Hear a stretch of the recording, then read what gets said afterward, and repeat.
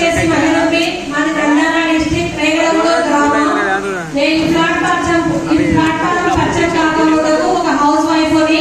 ఈ ప్లాట్ఫారం మా great అప్లైనర్ Mansoor sir ద్వారా పరిచయం అయింది. సార్ కి నేను అందరి థ్యాంక్స్ చెప్తున్నాను సార్.